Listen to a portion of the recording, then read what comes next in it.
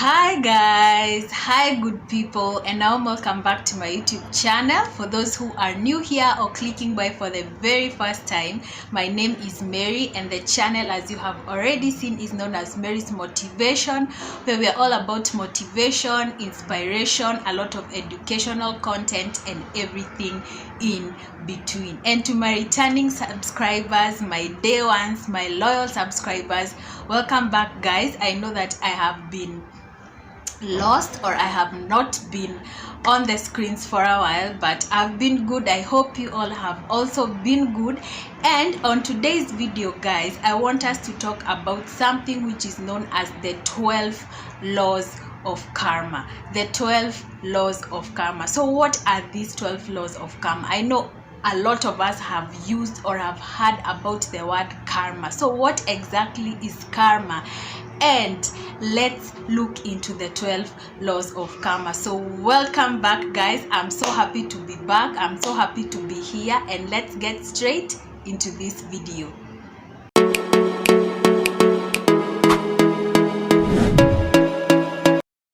So as stated guys, I have already told you what you're talking about today is the 12 laws of karma. I know most of us have heard about karma.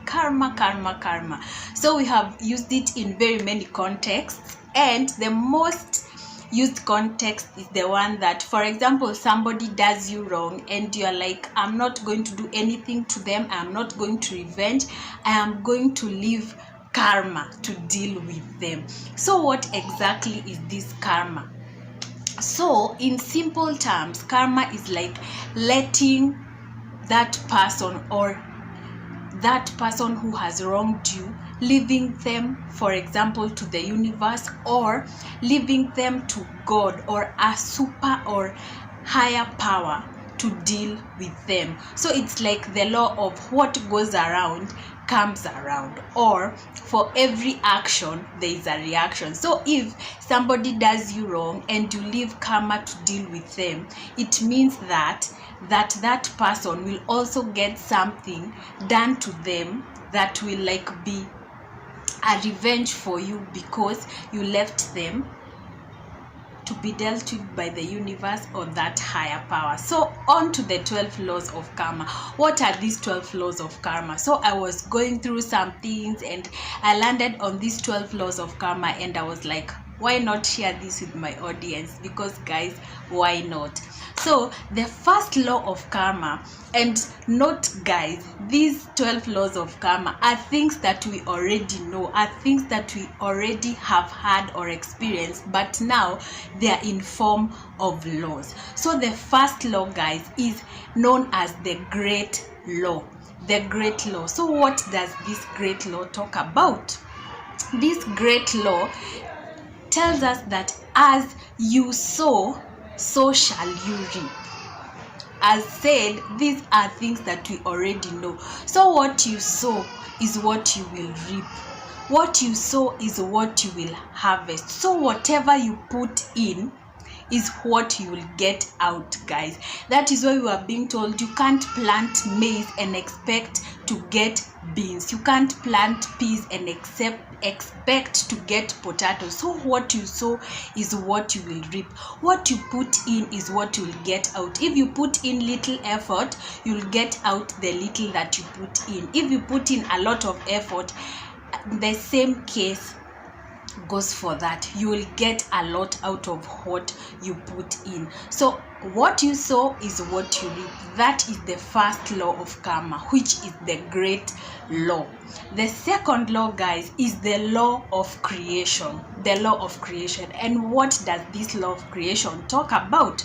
So the law of creation tells us that life does not just happen. We do not just sit around and life happens. No, life does not just happen. It requires your participation. You cannot sit down and wait for life to just happen and to just pass you by. Life requires your participation.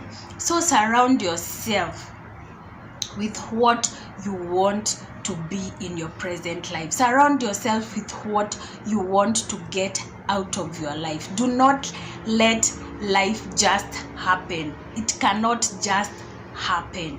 You have to put in the work and you have to put in the effort. That is the second law. The second law of karma. That is the law of creation. Don't let life just happen. It just can't happen. You have to put in the work. The third law of creation, guys, is the law of growth. The law of growth. So what does this law of growth tell us? The law of growth states that when we change ourselves, we change our lives and all that follows suit. That is the law of growth. So in order to grow, in short, you have to start by changing yourself. You cannot grow if you just want to change other people around you, want to change other things around you. No.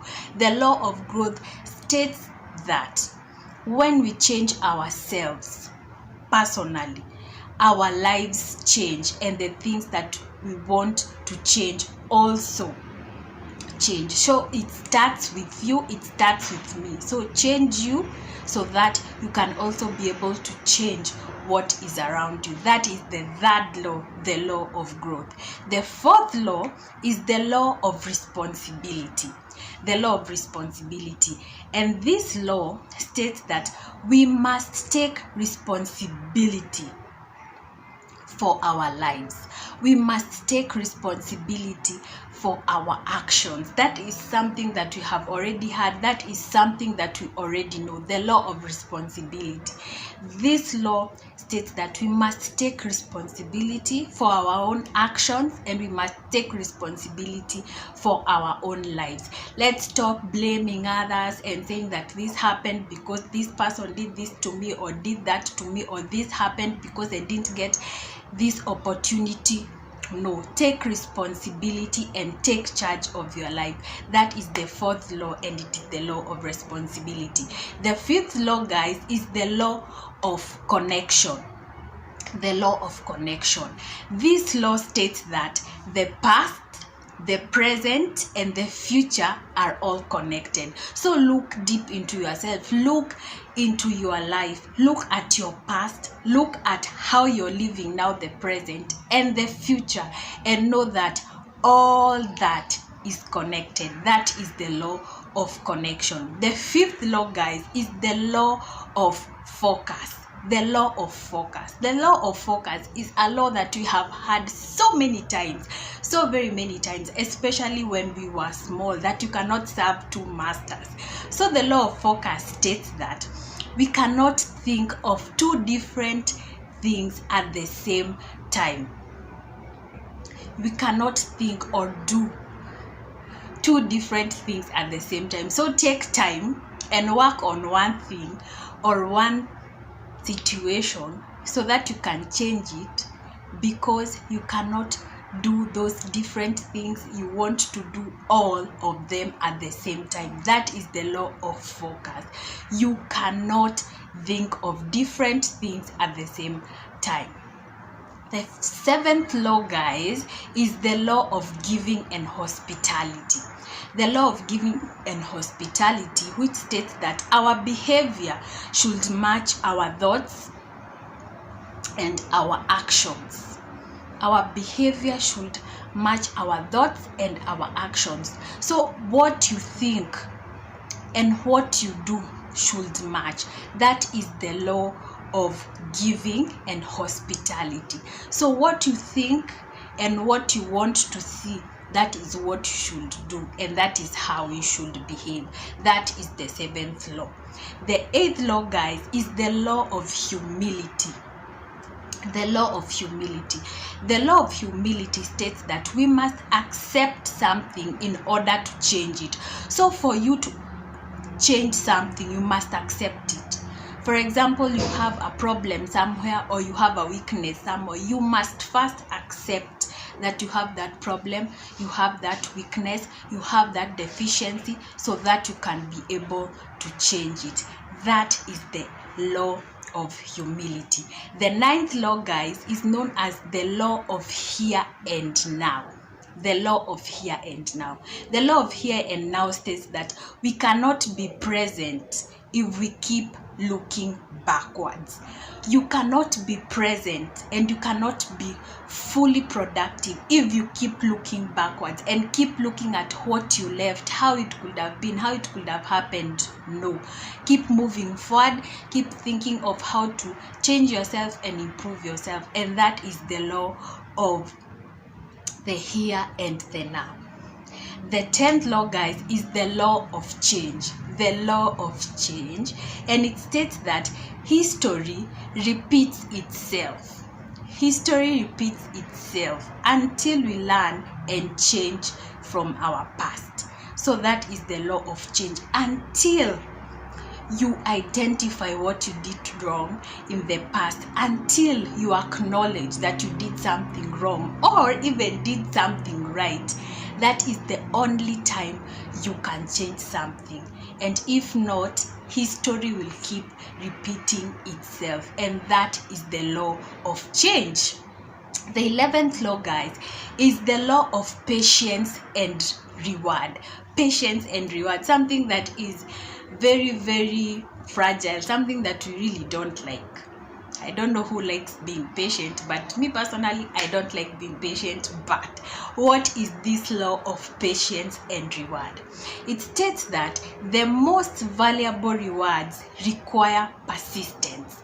The most valuable thing that we will get out of life require persistence, and they require patience. That is the law of patience and reward. So if you want to get good things out of life, you want to get the best, you have to be persistent, you have to keep going, and you have to be patient. That is the law of patience and reward. And the 12th and final law of karma that I have for you guys is the law of significance and inspiration. The law of significance and inspiration states that rewards are a result of the energy and the effort we put into something. And that is just self-explanatory. The law of significance and inspiration. So the rewards you get, or what you get out of something, is as a result of, or is equally or directly proportional to the energy that you put in. As I said in the law of creation, the great law, the first law, what you sow is what you reap. So the same energy that you give and the rewards that you get, it is directly proportional. If you give little energy to something, you will get little rewards. If you give a lot of energy and time into something, the same case, you will get a big reward. So guys, I hope that you learned something from this video. I hope that you learned a lot from these 12 laws of karma. These are things that we already know, things that we have already had, things that we have around us, and things that can help us to keep moving forward and keep motivating us, guys. Thank you so very much, guys, for watching. Thank you for keeping me company. And if you watched until this point of the video, thank you so much. Do not forget to subscribe and hit the notification bell if you have not done so, and please watch another video on this channel. And until the next one, guys, I'll see you then. Bye.